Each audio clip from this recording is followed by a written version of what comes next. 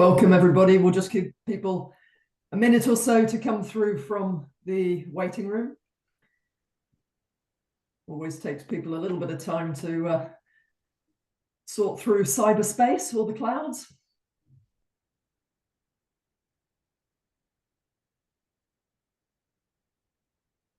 Lovely to have you join us today. For those of you just making it in through cyberspace, we're just giving it a few seconds to let people join.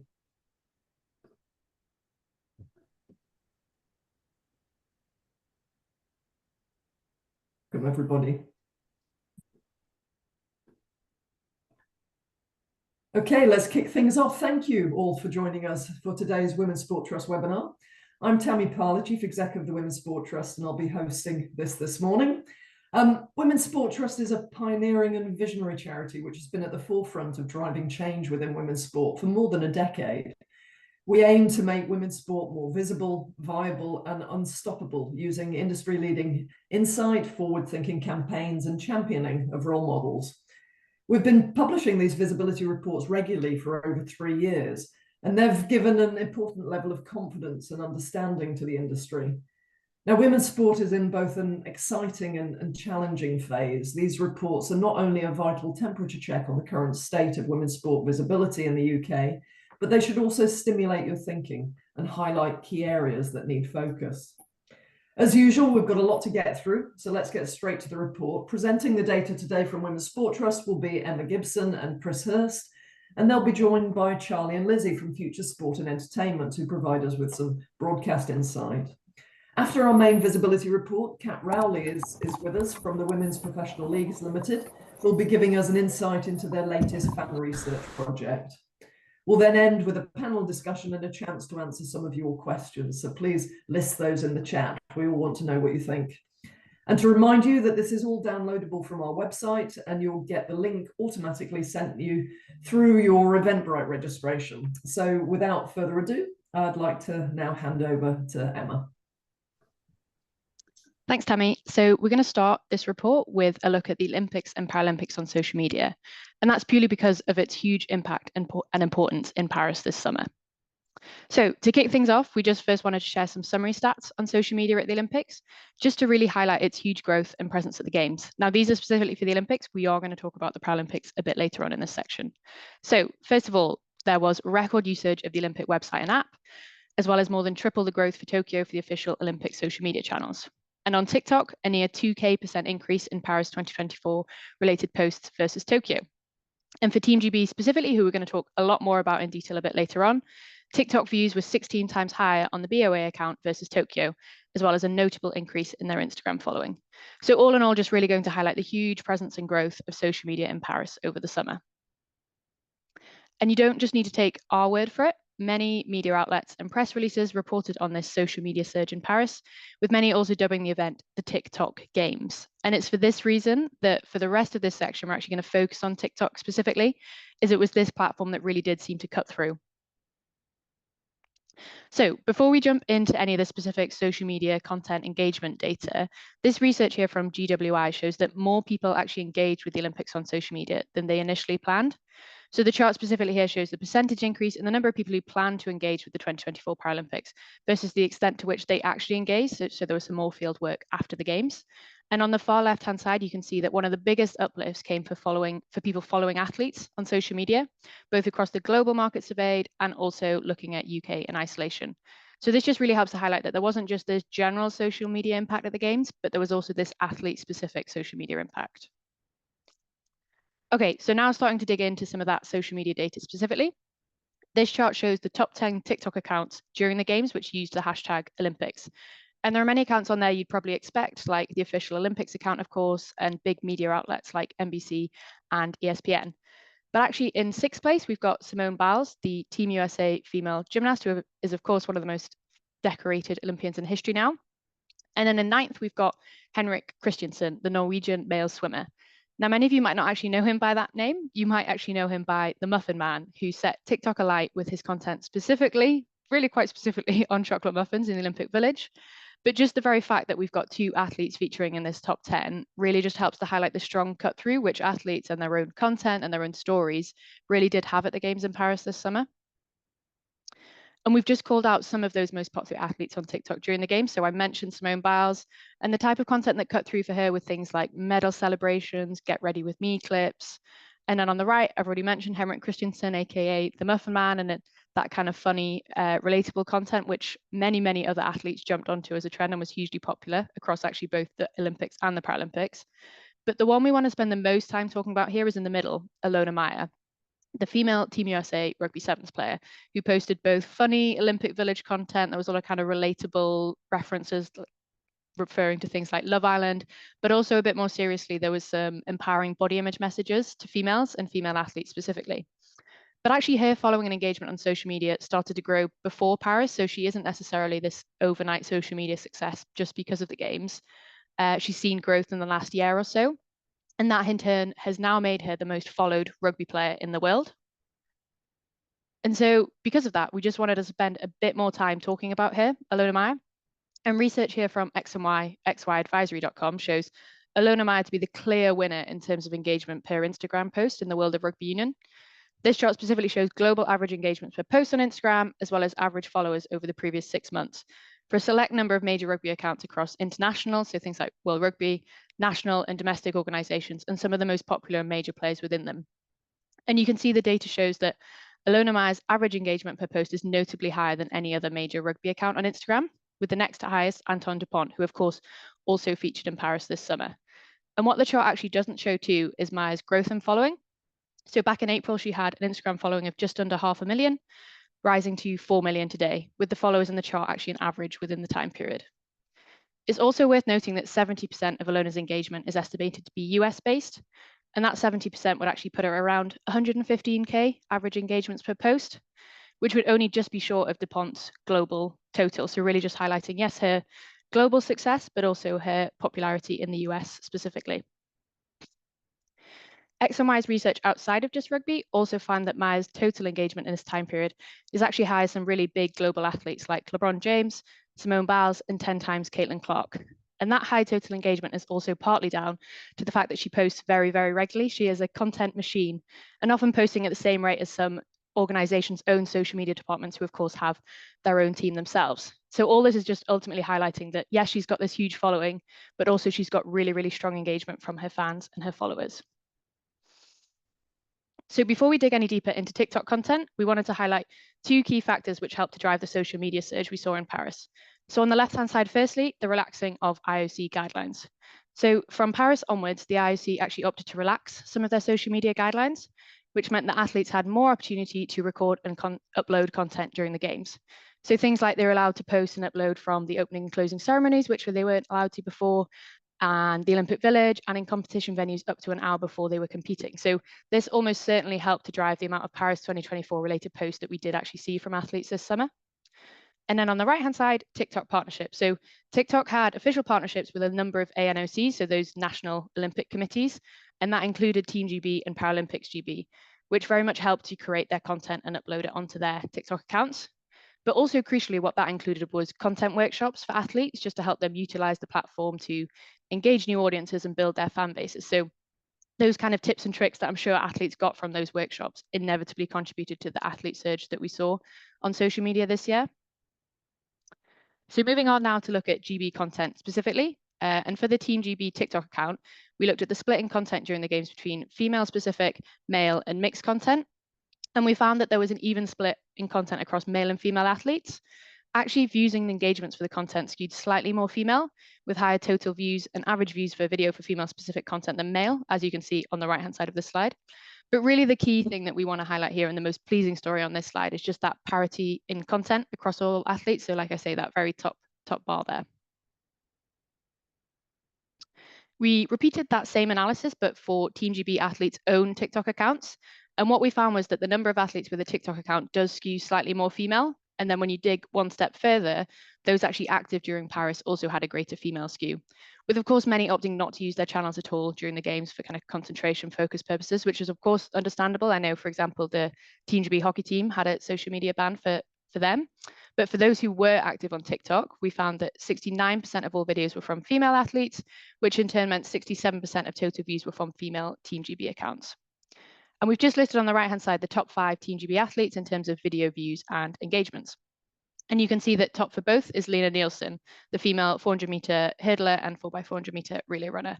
And it was a lot of humorous content that cut through for her, from jumping on that muffin trend that I've mentioned to a funny video of the flip phone that athletes were provided by Samsung. Tom Daley was in second, a name I'm absolutely sure you all know, and it was his knitting content in particular which cut through. But then in fourth and fifth are perhaps names that weren't well known prior to Paris. So we've got in fifth, Imogen Grant, a female rower who very quickly after winning gold in Paris went on to have her first day in her new job as a doctor. And that content really cut through with fans and followers. So that kind of relatable, very quickly going back to your day job after winning a gold in Paris. And Ellie Boatman in fifth, the women's rugby sevens player. So the majority of her total views actually came from one viral video doing a run through of her Team GB kit. And actually that Team GB kit run through by Boatman was in fact the most viewed video on TikTok of any content posted by a Team GB athlete. So this table shows the top 10 videos, and you can see a clear trend here across the board actually of this kind of relatable behind the scenes content. So from those Team GB kit run throughs, muffin content, like I say, to Olympic Village tours, or specifically looking at the cardboard beds in the Olympic Village, which have come to be very famous. So all in all, content which showed fans that sneak peek behind the curtain of what athletes were doing when they weren't competing. It was really that you can see from this top 10 that really did cut through. In previous WST webinars, we've shown the opportunity to generate high views for 1 minute plus content on TikTok, alongside obviously the highly engaging short clips that the platform has historically been better known for. The official Team GB account saw the highest views per video for 1 to 2 minute content, although 0 to 30-second views generated the highest overall views. A similar pattern was seen on the Team GB athletes' individual accounts, where the highest number of views came from 1 to 2 minute content. And if you download the presentation on the WST website, we've actually got a bit more detail from other publishers around the world and their content duration for you to look at. TikTok is a great place to provide accounts and content dedicated to specific audiences.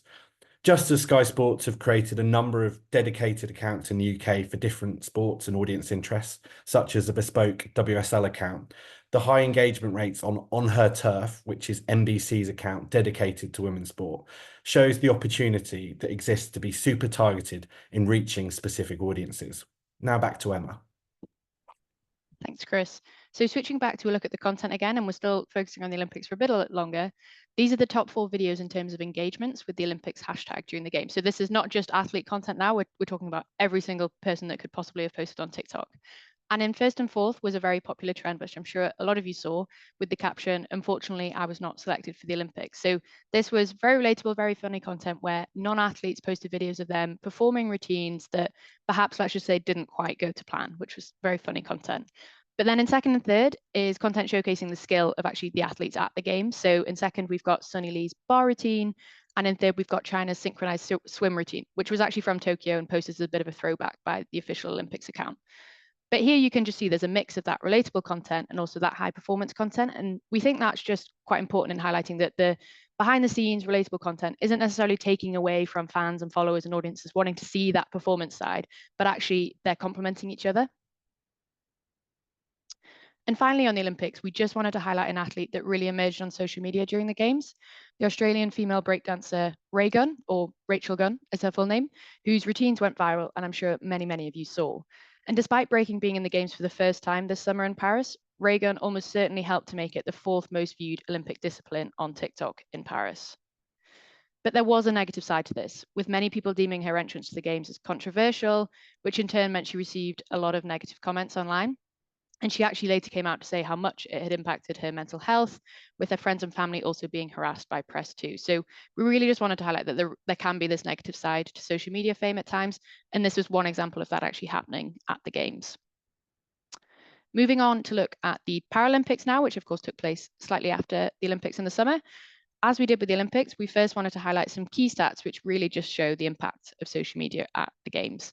So first of all, 171% increase in TikTok views for the official Paralympics account versus Tokyo.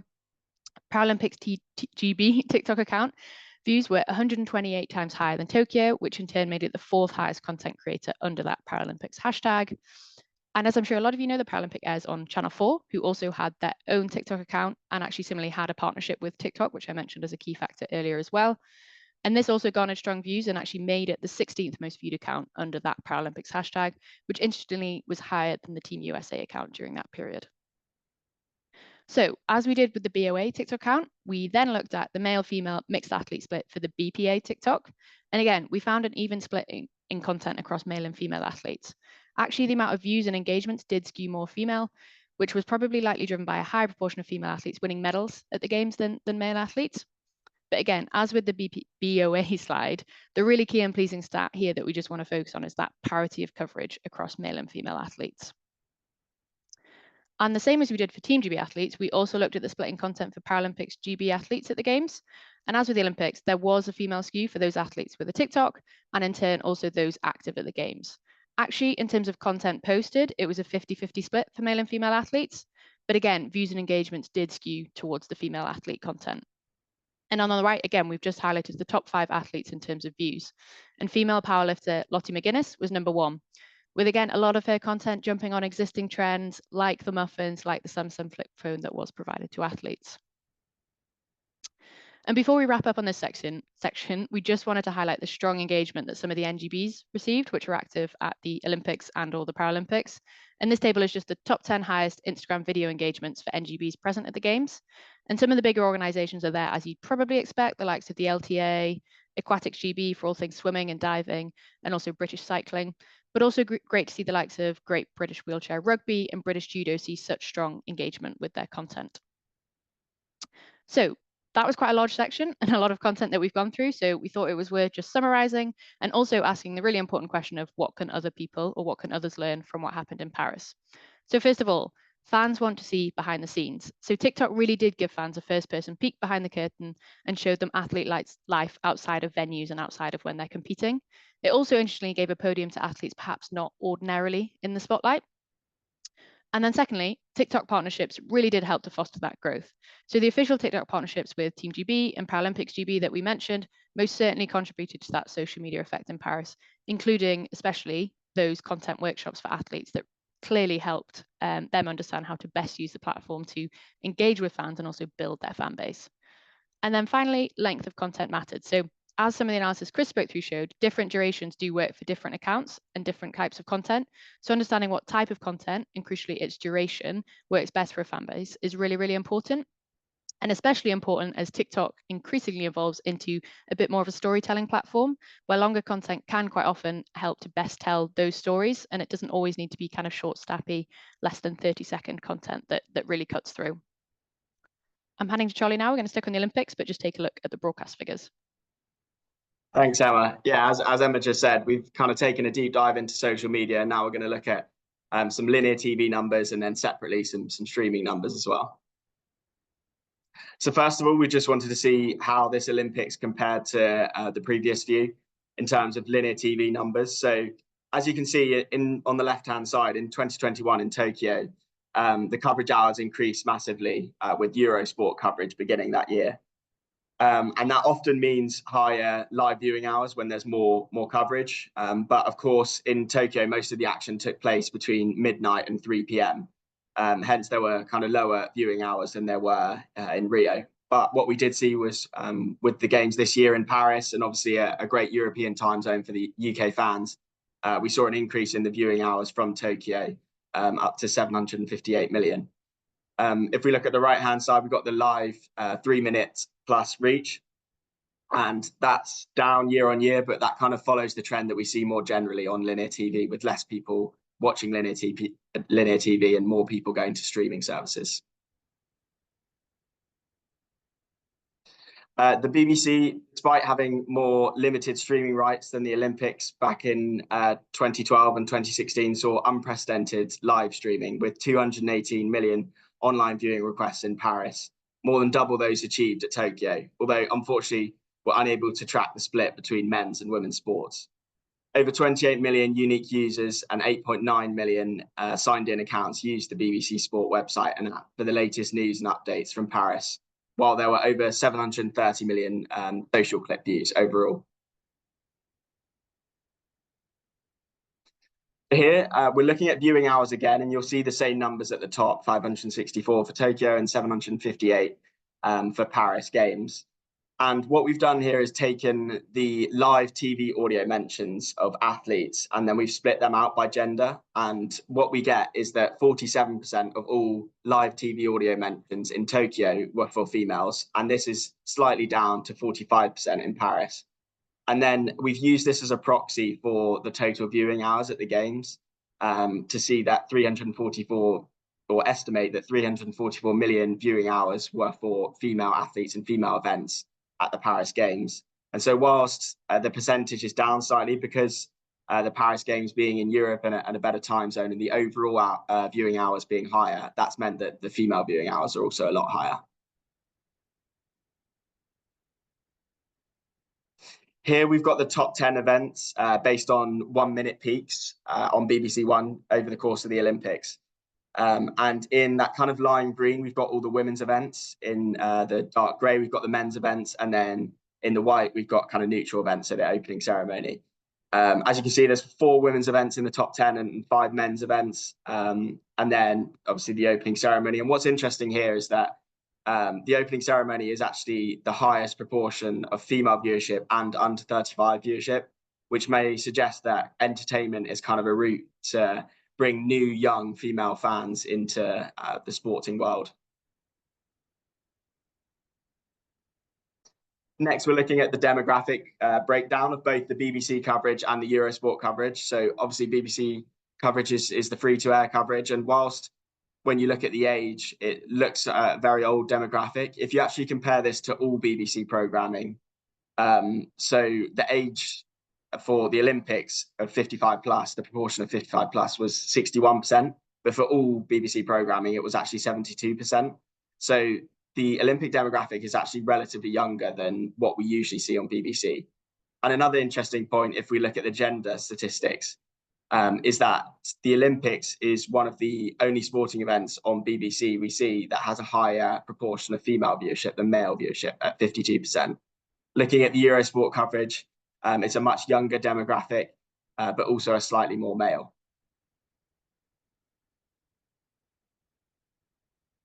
But earlier we saw that 45% of live TV audio mentions were for female athletes. And we've got a similar thing here looking at the mentions of athletes, but alternatively on the left-hand side, we've got TV news. So this is athletes mentioned across news channels like Sky Sports News or the BBC News. And what we see is that 41% of the mentions this year for the Paris Games were for female athletes, which is slightly down on the 45% we saw in Tokyo. On the right-hand side, we've got newspaper mentions, and this is print newspapers. This has kind of held slightly constant over the last 2 Olympics, with 46% at Tokyo compared to 45% at Paris. So we also looked at the prominence of women's sport in the top 10 stories on a daily basis on the BBC Sport website and app during the Olympics. Stories dedicated solely to women's sport made up 23% of top 10 stories, with 41% of stories promoting content related to both men's and women's sports. The greater medal success of male British athletes may have played a part in these results, with multiple stories, obviously, from a gold medal likely to feature prominently on the BBC Sport website and app homepage. We're now going to take a look at the Paralympics and the linear TV broadcast figures. So like we did for the Olympics, we looked at the live coverage hours, live viewing hours, and also the 3-minute reach. The live Paralympic viewing hours were up 75% compared to Tokyo in 2021, whilst the 3-minute reach was up 4%. This implies people are engaging more and watching for longer this year compared to Tokyo. Channel 4 has been the Paralympic broadcaster since 2012 and has showed an increased number of coverage hours since then, showing 274 hours this year. So as I mentioned, all live Paralympic coverage has been on Channel 4 since 2012. So we wanted to see how the channel's audience share across the Paralympic event period has evolved since then. We looked at all individuals in that kind of lime green colour, 16 to 34-year-olds in the light green colour, and then the kind of annual channel average across the whole year in dark grey. So this year, Channel 4 saw the largest ever share of young viewers for the Paralympics, with 11% of all 16 to 34-year-olds watching TV over the date range choosing to watch Channel 4. This was a record and higher than the 9.5% we saw for London 2012. Looking at all individuals, 8.4% of all people watching TV over this time watched Channel 4, which was higher than for Rio and Tokyo, but slightly down from London. Both these shares are considerably higher than the annual channel average, which sits at around 5.5%. We did a similar sort of exercise like we did for the Olympics and split out the Paralympic viewing hours into men's and women's sport. And we can see that in Paris, 56% of the total viewing hours were for women's sport, compared to 52% in Tokyo. In Paris this year, female athletes won more medals than their male counterparts, winning 58% of Team GB's total medals, with 29 golds compared to 15 golds for men's. In Tokyo, this was more even, with female athletes winning 50% of Team GB's medals.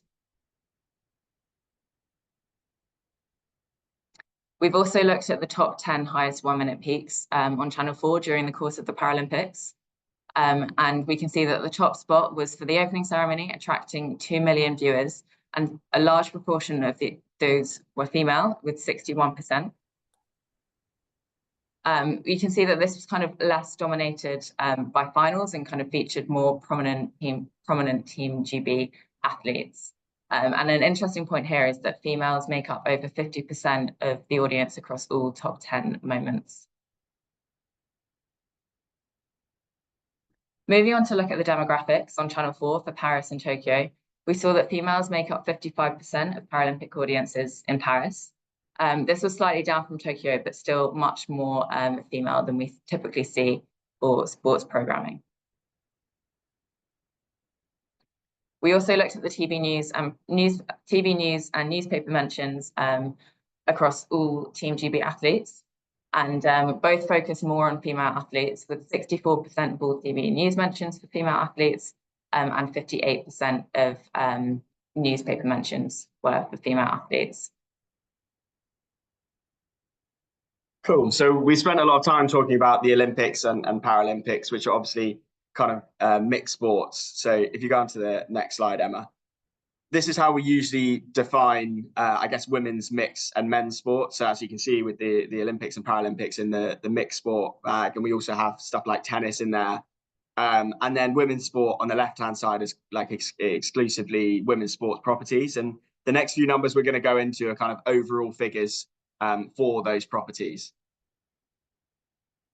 So first of all, 26.2 million unique viewers watched women's sport, and this is from January the 1st to September 15th this year.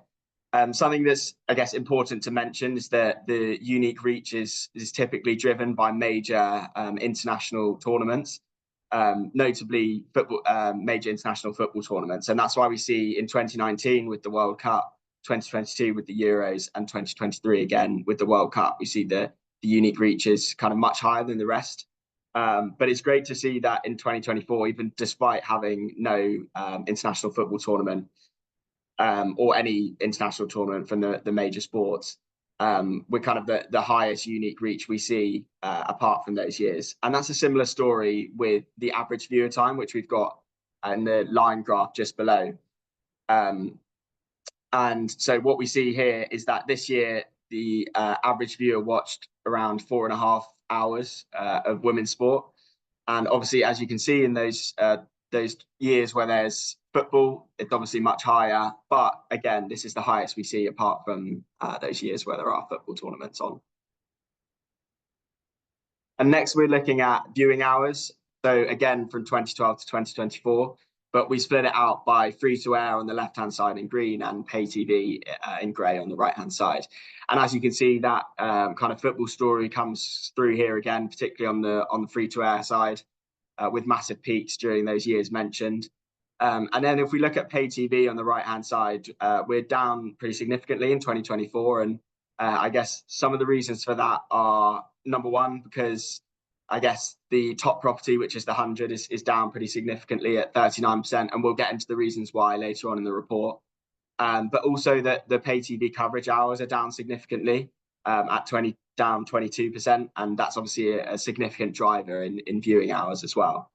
Because the free-to-air hours are lower as well, that's however meant that pay TV made up much more of the total viewing hours this year at 33% compared to 21% in 2023.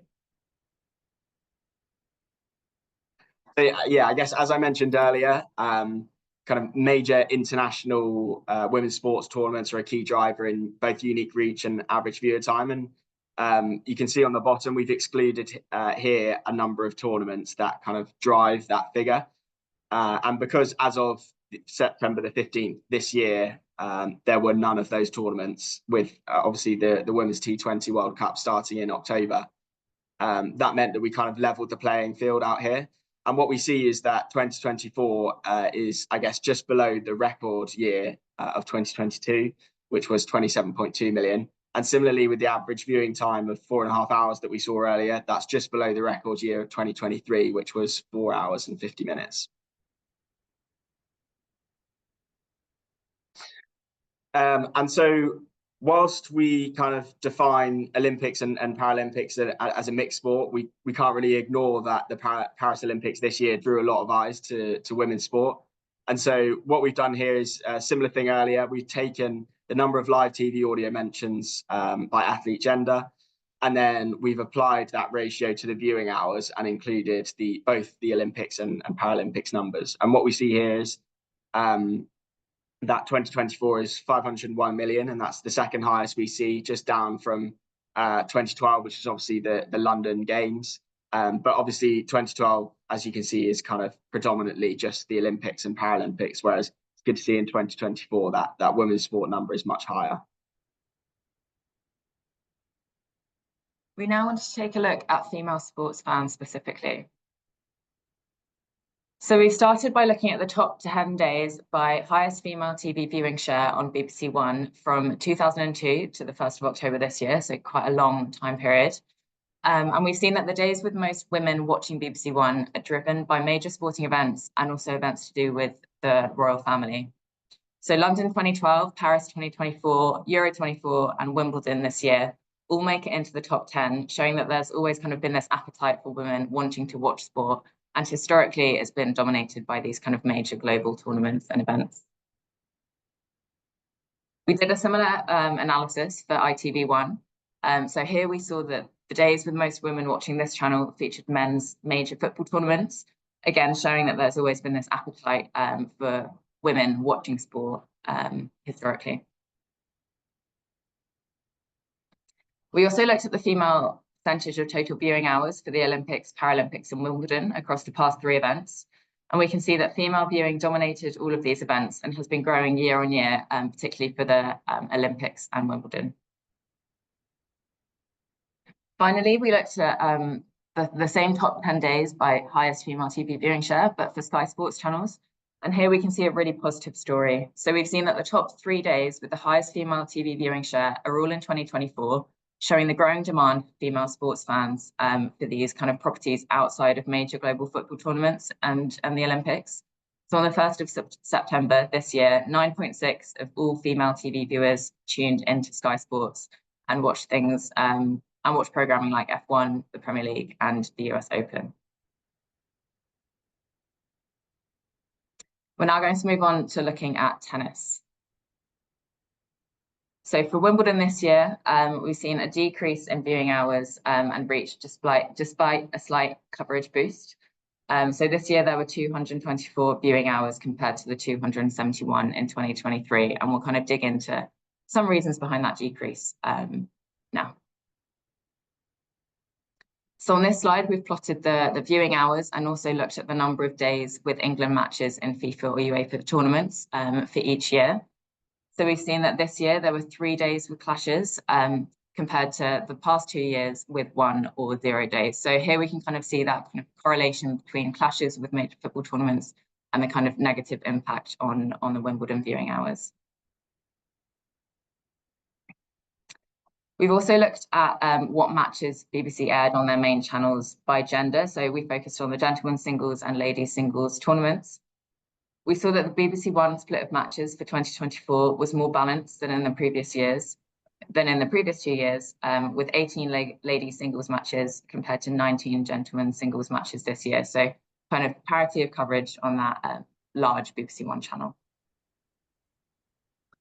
Finally, on Wimbledon, we just took a quick look at their official TikTok account. So we performed the exact same analysis that I went through earlier for the BOA and the BPA TikTok accounts and cut their content during the Wimbledon time period this summer by male, female, and mixed content.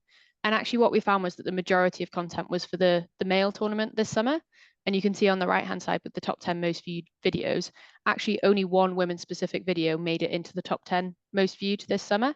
Where you can see at kind of first and second place are, as you'd maybe expect, the likes of Alcaraz and Djokovic. Great. Now we're going to move on to some cricket.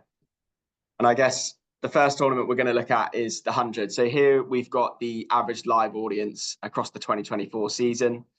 And in grey, we've got Sky exclusives. So those only shown on Sky Sports, whereas in green, it's BBC simulcast. So shown on both Sky Sports and BBC, hence why those live average audiences are obviously much higher.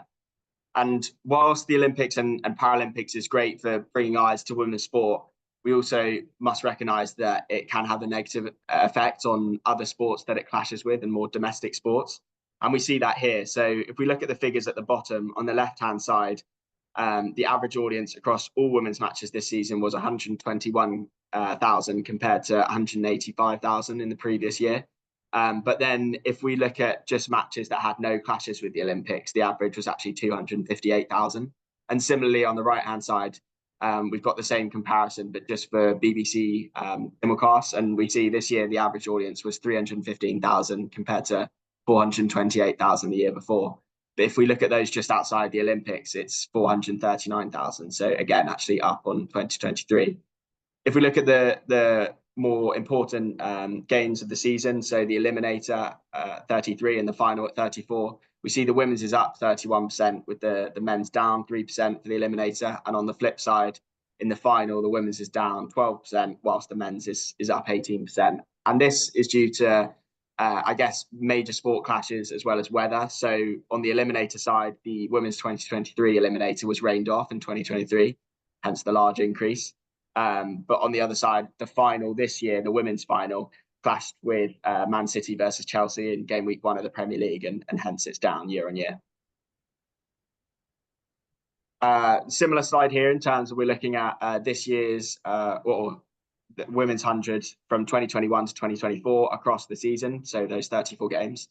And this slide's kind of good at highlighting the effect of the Olympics clash. And as you can see, so 4.9, we're looking at cumulative unique reach here, if I didn't say. So what we're saying is that 4895 number is that 4.9 million different people tuned into the women's 100 this year, which is obviously down on 2023 in dark grey, which was 5.9 million. But if we look at pre the Olympics, so matches 1, 2, and 3, we were actually up significantly. And so this just highlights how, you know, when domestic sports clash with the Olympics, it can kind of take eyes away from the sport. I guess one other thing to mention is that obviously we're down significantly on 2021 at 41%, but this is no different, I guess, to the men's, where we're also down significantly at minus 24%.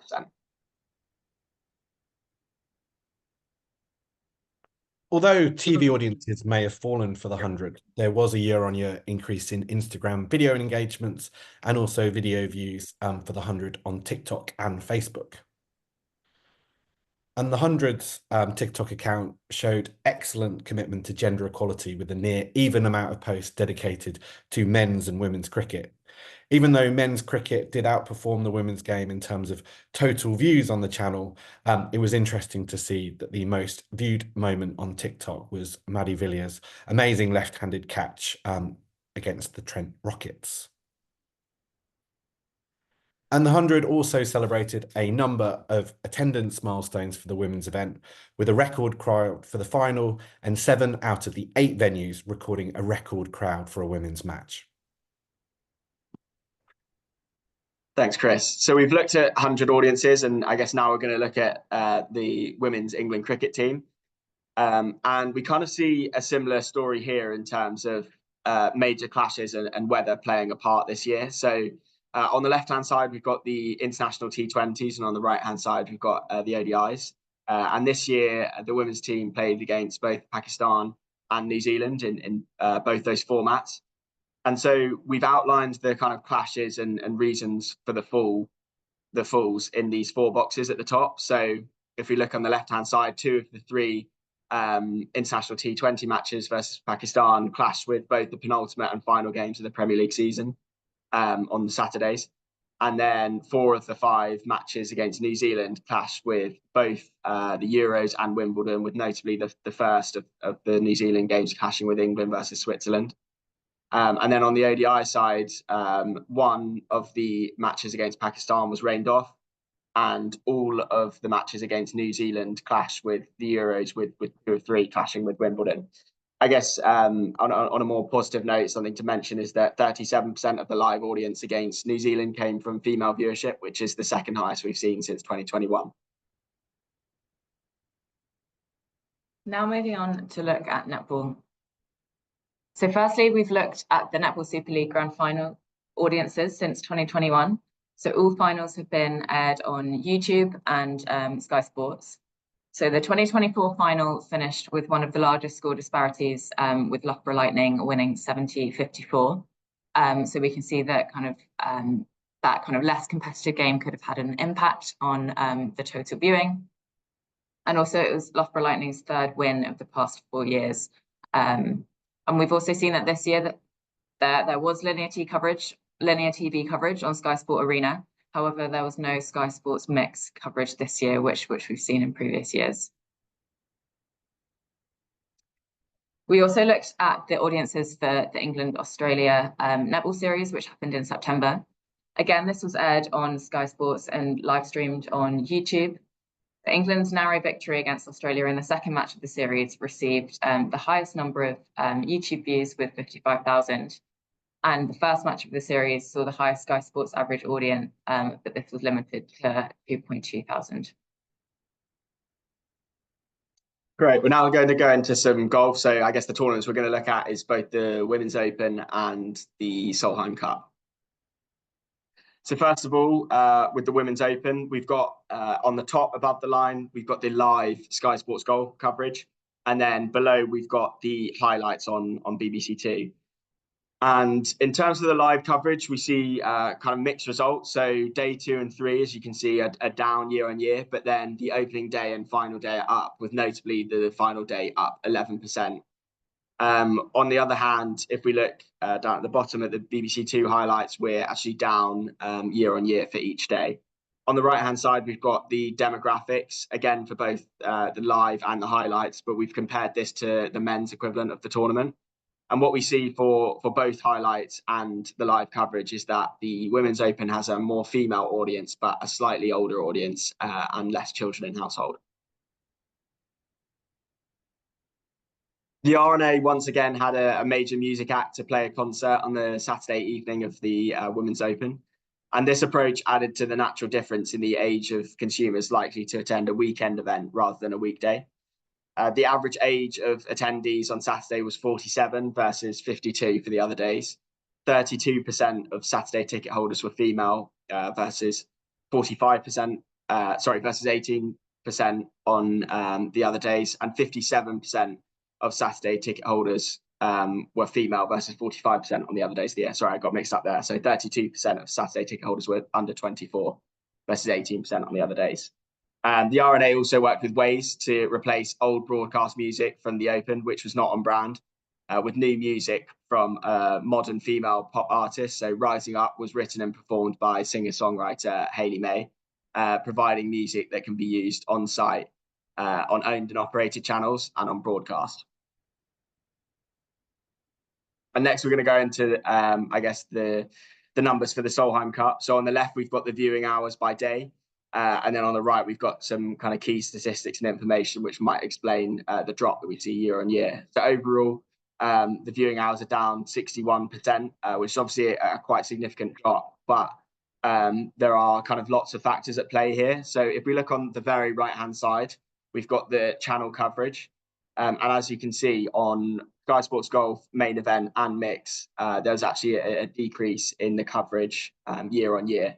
So when comparing to the 2023 Solheim Cup, and I guess most notably, there's a 15-hour decrease on the Sky Sports main event channel, which is obviously their premier channel. The reason for this is likely due to the times of play, I guess. So last year, obviously, the host nation was Spain, so it was in Europe, and that meant early morning starts, and the coverage started at around 6:30 until 7.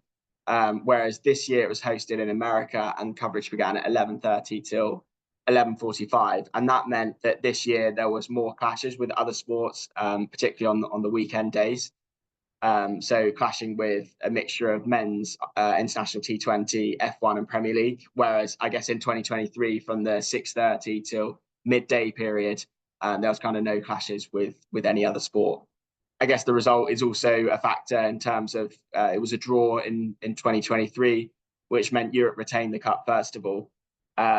However, it also meant that at the end of the day, or at the end of each day, the scores were pretty close in the 2023 version, with draws at the end of day 2 and 3.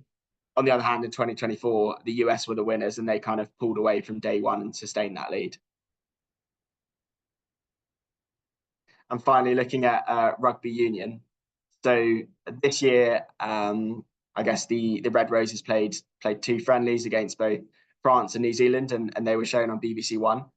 And we saw pretty high average audiences, so both above 500,000. And when we compare this to the last friendly shown on linear TV, so those shown in 2022 on ITV4, it's obviously a massive increase. In 2023, there were also Red Roses friendly played, and they're on the right-hand side, but these weren't shown on linear TV. They were streamed on both YouTube and Facebook. And we saw for those similar numbers to the 2022 numbers. But great to see that this year, the numbers are kind of closer to those numbers that we see in the Women's Six Nations. Okay, so I appreciate we've spoken about a lot of sports and a lot of events, but the very final section of this report is just an early look at the 24-25 football season so far. And first of all, just a quick look at the broadcast figures so far on both Sky and BBC for the Women's Super League.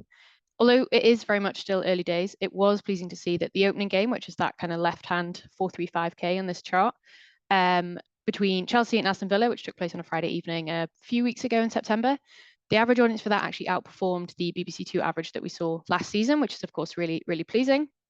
And then actually Arsenal v Chelsea, which just took place the weekend just gone, also outperformed the BBC One average from last year. And we've also just called out the really high in-game peak that game had, nearing very close to 1 million. It's also worth pointing out that those last 3 matches listed here are overnight data. So they're kind of far 3 on the right-hand side, so they might change once consolidated. It's perhaps a bit too early to unpick too much more from this data, given it is just so early in the season, but we're very much looking forward to looking into it in a bit more detail in February at the halfway point of the season. But one thing we did want to touch on is the YouTube views for both the Women's Super League and the Barclays Women's Championship so far this year, after the switch from the FA Player to YouTube this year for live streaming matches. So firstly, on the left-hand side for the Women's Super League, there's been nearly 300 million YouTube views for the live stream game so far this season. And that's after just 4 game weeks. And you can see we've just called out the most watched game so far, which was for Arsenal v Man City in that opening weekend. And what's really promising is that we can compare the numbers so far versus the reported viewing numbers for the FA Player last season. So last season, it was reported that the most watched game on the FA Player received 78,000 views. And you compare that to the average views so far on YouTube this year at 139K, and you can just really see the positive impact so far for this YouTube switch. And the platform just more generally has already surpassed 100K subscribers, with success so far helped by things like channel sponsorship with Google Pixel, YouTube products that help drive fan retention, and also really crucially, a multi-format content strategy. So it isn't, we've just listed the live streamed figures here, but it isn't just that that's kind of driving fans to the channel. There's things like YouTube Shorts and various other non-live videos. And then on the right-hand side for the Barclays Women's Championship, there's been 221,000 total views so far this season, with interestingly nearly half of those coming from just one game, which was the Tyne-Wear Derby that again just took place the weekend just gone. And interestingly, the second most watched match was also a Newcastle game, their opening match against London City Lionesses. So certainly what we're seeing so far for the Women's Championship is there is a clear viewing boost for when Newcastle United women play. And sticking on YouTube, research shared by DAZN on the left-hand side shows that they've seen growth in their average watch time for the Women's Champions League final last season compared to the previous few seasons. and that's both on their own platform and on their YouTube channel. So kind of really pleasing to see that kind of increased engagement from a kind of average watch time perspective on, I guess, both of DAZN's platforms. But actually the other stat of note that we wanted to highlight from DAZN is in the top left. So 37% of DAZN YouTube watch time was on a connected TV. And if we move to the right-hand side of the slide, that actually correlates with some wider Barb research on the increase in people watching YouTube on TV in recent years. So it's no longer just a platform predominantly always viewed on a small screen, such as a phone or laptop or on the go and things like that. And we think actually that's a really important consideration for organizations to note, just in order to best optimize their content for big screen viewing, as we really do think that's a trend that's likely to continue going forward as well. Sticking with football, but just switching for a very quick look at TikTok, just to highlight the strength of some of the Women's Super League accounts recently. So this chart shows that actually only 5 Premier League clubs had more TikTok views than Chelsea Women in September, which is an even more impressive feat when you consider the Women's Super League, of course, only started at the back end of September. So a lot of content in that time was in the off season compared to, of course, the Premier League starting in August. So just makes it an all the more impressive feat. And some of the videos that were cutting through for Chelsea Women were things like players taking on the viral filter challenge and things like that. It was that kind of content that was clearly cutting through. And so sticking with that Chelsea Women's figure, we just wanted to put it into context versus other women's sports teams and their accounts. And again, Chelsea Women came out top when we compare it to the most viewed WNBA, NWSL teams and PWHL teams, so as well as other European football clubs on the left-hand side. And again, timing is important here, knowing that for this time period that we monitored, which was Q3, the WNBA was in season for that time compared to off season for the majority of Chelsea Women's content, and yet they were still able to garner high views. And the top right-hand table just shows that it wasn't just from one video. This just shows kind of the amount of content which hit certain view thresholds, and you can see that actually 6 videos were over 1 million views and kind of a few different thresholds further down, but really just highlighting that it wasn't just one viral hit for Chelsea Women and their TikTok, but actually consistently strong views for videos in recent months. And we're really looking forward to seeing how this evolves going forward for both Chelsea and other TikTok accounts in women's sport. So, as ever, lots to take in from today's presentation, but we thought we would summarize some of the key takeaways for you. So female TGB athletes made up 69% of all athlete content on TikTok during the Olympics. 60% of total views for Paralympics GB athletes own content on TikTok was for female competitors. 4 of the top 6 videos during the Paris Olympics came from female Team GB athletes. There were 26.2 million viewers for women's sport so far this year. That's the highest for a year without England playing in a major women's football tournament.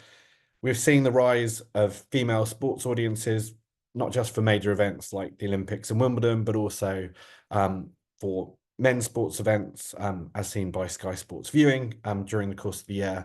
And we've already had 3 million plus YouTube views for live stream matches of both the Barclays Women's Super League and the Barclays Women's Championship so far. Just another area we wanted to highlight, just the importance of rights holders kind of really leading the way for the industry and showing how you can choose on your own channels to give a quality of coverage both to men's and women's sports, as we showed in the presentation, that the work of the likes of Team GB, the Paralympics GB and the 100 especially in providing gender parity in their publishing strategy is really important and something that we hope to continue to see moving forward. And then finally, just some key learnings. In the interest of time, I won't go through them all in huge detail. The slides will be available on the Women's Sports Trust kind of website afterwards, but just 3 things we wanted to pull out. Unlock the power of female athletes on social media through authentic content with flexible media access guidelines to help tell those stories. Secondly, we think it's really important to drive fandom through better segmentation on digital, committing to gender equality in publishing strategies, targeting audiences with specific interests, and developing a strategy to better engage female audiences, whether that's for men's or women's sport. And then finally, grow women's sport with a multi-platform strategy, making domestic women's sport more visible and driving digital platform viewership. Thanks very much for listening. I'm going to hand back to Tammy. Thank you, Emma, Chris, Charlie and Lizzie. I think I hope you'll all agree with me that it was an immense piece of work. And just a reminder that we're a charity. So we're looking to provide all this data and insight to you for free. and always looking for partners. So anyone out there who's wanting to partner with us and continue to push the women's sport industry forward, please get in touch. Before we answer any questions, we want to delve deeper into Chris's last point around driving fandom through better segmentation. And I'd like to welcome Kat Rowley from the Women's Professional Leagues Limited, who will give us some great insight into their latest fan research project. So Kat, over to you. Thank you very much, Tammy. Really happy to be here this morning. Yeah, to share with you our journey as to how we've deepened our fan understanding. So yeah, my name is Kat Rowley. I'm the head of marketing for the Women's Professional Leagues Limited. We are the new company responsible for women's football, the top two tiers in England. That's the Barclays Women's Super League and the Barclays Women's Championship. If you haven't heard of us, don't worry. We were literally formed on the 13th of August, so we're about 2 months old. Currently around 35 people in the team. I myself came over from the FA side where I was working for the previous 7 years. So yeah, great to be here this morning. I thought before I dive into the information around our fan report, I just wanted to give you a flavour of the vision and the ethos for our new company by sharing our founding mission. So that is to build the most distinctive, competitive and entertaining women's football club competition in the world. And you can see here that there are 3 words particularly highlighted in bold. You know, as you'll know, for any brand to cut through in this crowded market, it must have distinction. And we believe that we have an incredible product, and we're doing a lot of work in this space at the moment to articulate what makes us distinctive. Competitive as well. So that means for us investing in the on-pitch product to ensure both our leagues are absolutely packed with world-class talent, close games, excitement and tension. And then lastly, entertaining, which means for us emotive and powerful storytelling. So if we do this right through our marketing and content strategy, then we'll continue to grow our fandom. And we can't grow our fandom without really understanding our fans. And that's absolutely what I'm here to talk to you about today. So yes, as I mentioned, we're 2 months old as a new company, but even though that's not much time, we have been working for far longer than that, probably about 2 years now in terms of trying to deepen our fan understanding. And I wanted to thank, you know, the Women's Sports Trust and particularly some of the research that you've worked in collaboration with partners with, such as the BBC research into women's fan base of sport, because that has helped to give us our addressable market. So we took from that BBC report in one of these webinars, this figure of a 26 million addressable market for women's football. And that is basically the total amount of people who identify as a women's football fan. So that can be from your core week in, week out club supporter all the way through to your very casual Lionesses supporter. So 26 million say that they are fans of women's football. We know from our own data from last season that there's 15 million unique viewers of the Championship and the WSL, and then we have a million in seasonal attendance of both leagues. But there's clearly a gap in the middle there, you know, that gap between the 26 million and the 15 million. Who are those people? And, you know, we really want to get them to be more engaged in following domestic football and league football week in, week out. Do we know them? No, but, you know, certainly we didn't up until we did this most recent piece of research. And actually, if you look up and down the entirety of the funnel, like, we had to ask ourselves, how well do we really know what's happening here with our fans? You know, we're very clear as the leagues, if you look on the right hand side, that our role is to absolutely drive more people into following our leagues, and then you get this lovely, you know, flow down into watching and attending. But we absolutely needed a deeper understanding of our fan base to attract and engage fans. So post the Euros, we did our own significant piece of quant research for the first time with Nielsen. And this gave us a great foundation and our own demographic-based segment. We had 7 segments that were identified through this research. However, 2023 was definitely a big year of change for us. We moved towards formation of our new company. We had new leaders joining, such as Nikki Doucette, our CEO, and Ruth Hooper, my boss, who is our CMO.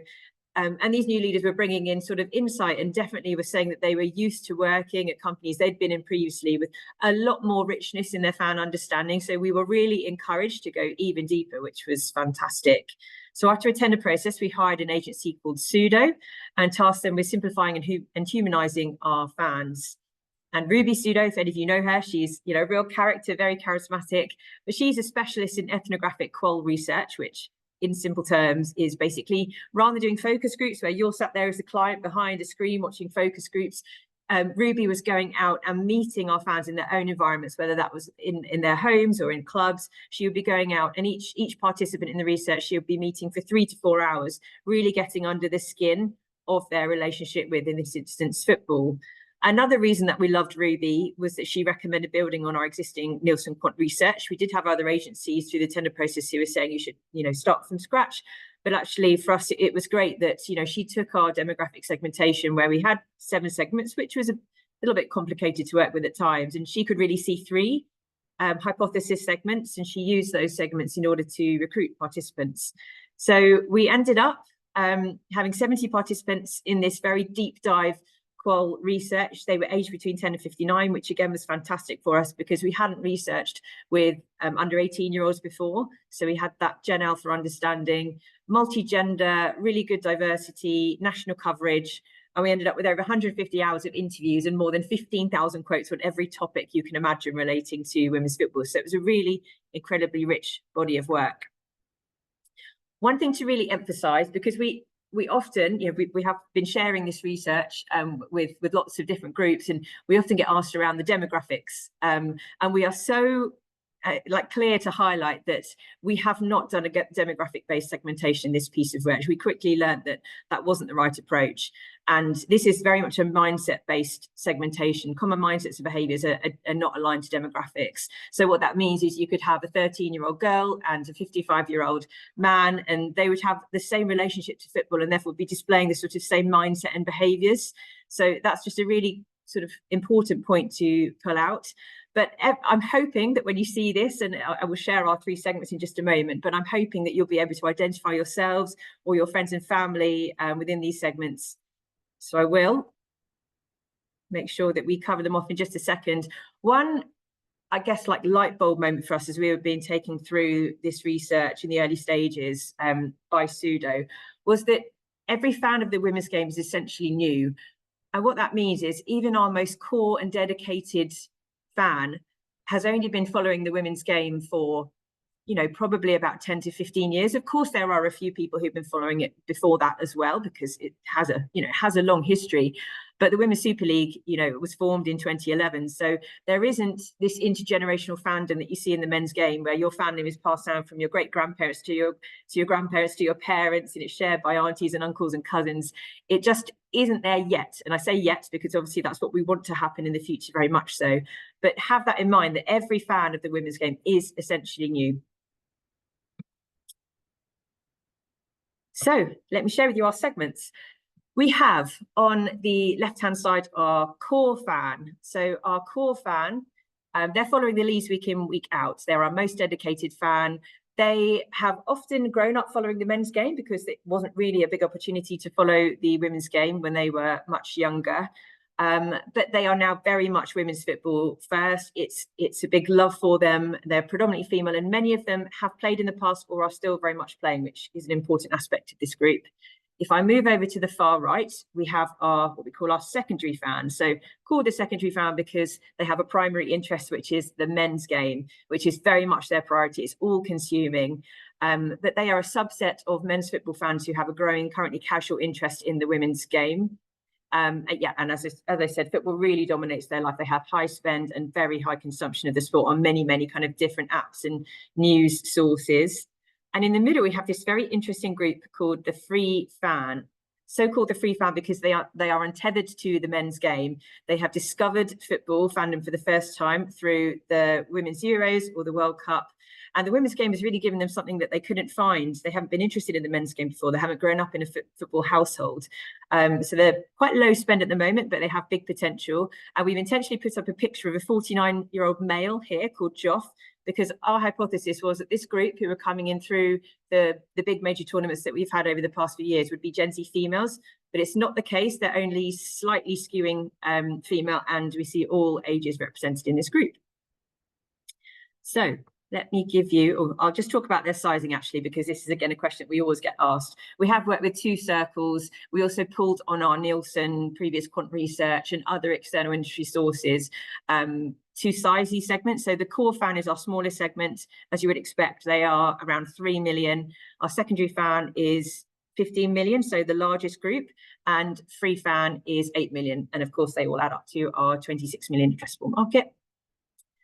So let me just give you a few key facts about each of our segments, just to help you get to know them a little bit better. So our core fan, they are highly emotionally invested in the women's professional game. It's a key part of their lives, and they have been on the journey with us. And actually, they describe almost feeling like they've been on a parallel journey to our professional players, because they wanted to play when they were younger and they experienced many barriers, and some got sort of restricted by those barriers, others managed to fight through. So they're just indescribably proud of how far the game has come. And it's almost like they've been pinching themselves since the Euros. They just feel so empowered, and they literally just can't believe how much women's football is now in the spotlight.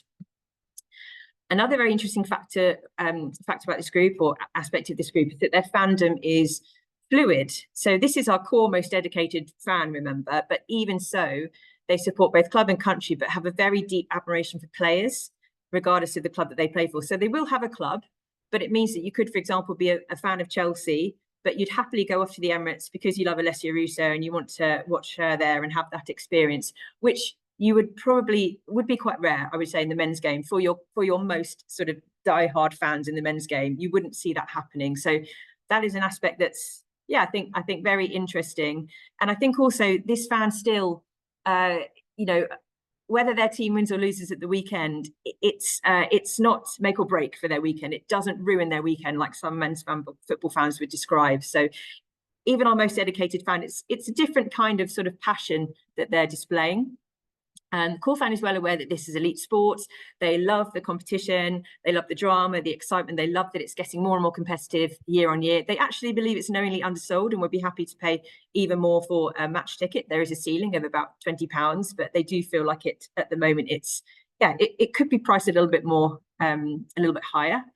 They're fiercely proud of the inclusivity, and something that's really important that's come through with this group and also our Free Fan segment is that there's a high LGBTQ+ contingent within our fan base, and they absolutely love the safe, welcoming environment, the fact that anybody can attend. It doesn't matter who you are. They use the phrase, it's utopian experience. They use the phrase passion without the poison. So this is a unique culture, and they're absolutely very vocal in calling for us to protect and retain this going forwards. They have content frustrations. They find it hard to get the information that they want to about the women's pro game. That's a common theme across all the segments. So that's something very tangible that we've been able to action and jump on very quickly coming out of the research. And as I alluded to earlier, they're a highly influential audience. They are cheerleaders and champions. They will bring others into the game, but they are also going to be our biggest critics going forward. So they are an audience that we absolutely must look after. On to the next. Our Free Fan. So as I said, Free Fan, so cool because they are free from the constraints of intergenerational fandom, which is a mouthful to say. But what that means is, football doesn't represent the social glue that it does for particularly the other segments and particularly the secondary fan. Football is just football for them. And for the younger fan, it's not gendered either. So they just talk about football. It's not men's or women's, boys or girls football.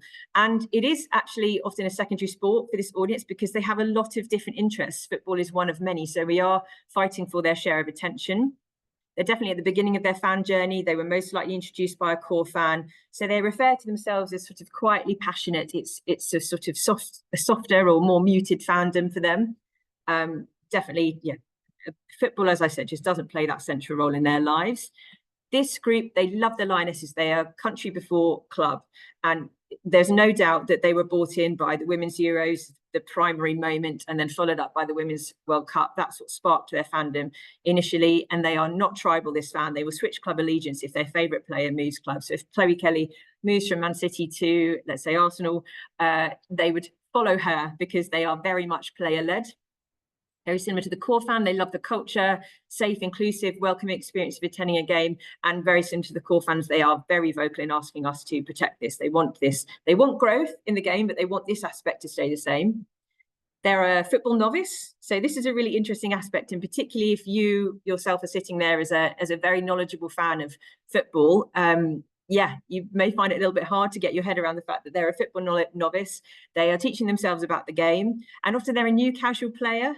So they might have taken it up, you know, a little bit later in life and might have found some new playing opportunities, again, sparked by those major international tournaments. And often our programming assumes football knowledge, and they have no clue quite often what the commentator or pundit is talking about. So they're turning to Google or YouTube or Instagram or TikTok to try and learn. So that's a really important point around how we broadcast these games. As with any early stage fandom, they want a community to share their new interests with. So they are often a little bit of a lone wolf, which is a bit sad, but they are trying to sort of pull a few more people in and build their community. And then lastly, the secondary fan, I just have 4, because I think people are more sort of familiar maybe with this fan, but they have a deep-rooted football habit. They will have inherited their fandom. Think of them being put in a kit by their parents as a baby, you know, the club kit. And football is a wonderful social glue between generations. They are consuming so much football content. It's so dominant in their lives, many apps, fantasy, news sites, etc. So they have really limited capacity for the women's game. However, the Women's Pro game does fill the void when there's no Premier League or EFL game. So we have, you know, international break moments where we can really cut through with this group. They are united with the other fan segments in that they believe the women's game is a different brand of football to the men's game. They actually love the drama, the high stakes and the tribalism of the men's game. They really find that a compelling aspect of the men's game, but they do appreciate the difference in the environment of the women's game, and they see it as an opportunity for them in specific moments. So it could be when they want to take their kids they want to introduce their kids for the first time to their club. Many of them see the women's game as a better opportunity to do that, particularly now there's bigger crowds, there's more atmosphere at the games as well. They also talk about it as, you know, rightly or wrongly, whether you agree with this or disagree with this, they talk about it as more pure, or how the men's game used to be. I think there's an element of kind of rose-tinted glasses there, but that is what they say. And they perceive the Women's Pro game, as a new sport. So we're asking them quite a lot. You know, we're asking them to invest time in learning about it. There's different clubs, you know, look at the Championship. You've got clubs like Durham or London City Lionesses that don't exist in the men's game. And there's 12 teams in the Women's Super League, and there's 24 in the Premier League. So they are having to learn about it.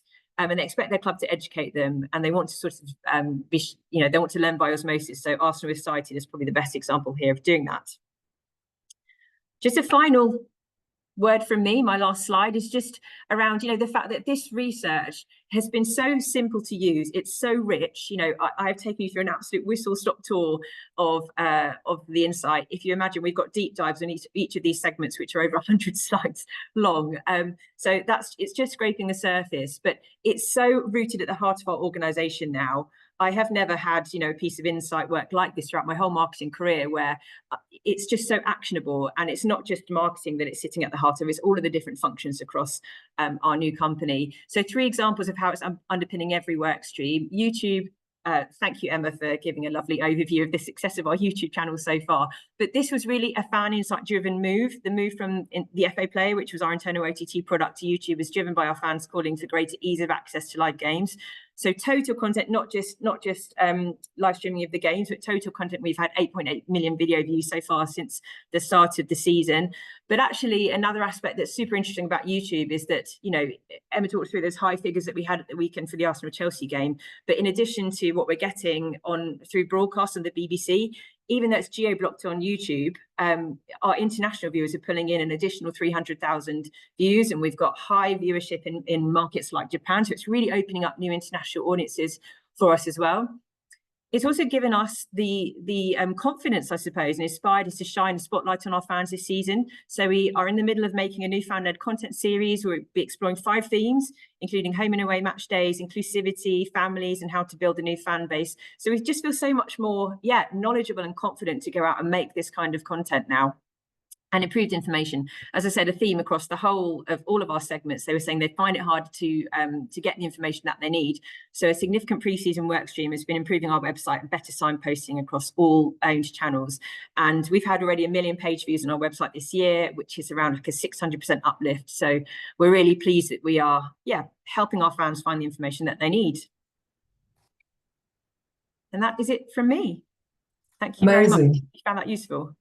Amazing, thank you, Kat. That's incredibly grateful to you for sharing the insight this morning. Just to highlight, this isn't published research. This is something that the Women's Professional League Limited have chosen to share to to grow insight across the industry.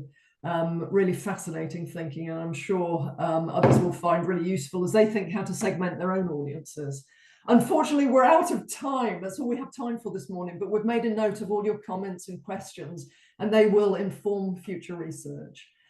Thank you all who have played a part in making this report possible. Please encourage your colleagues to head to the Women's Sport Trust website to download a copy of the report, and don't forget to complete the survey. And thanks to all of you for joining and all the presenters and contributions. Have a great day.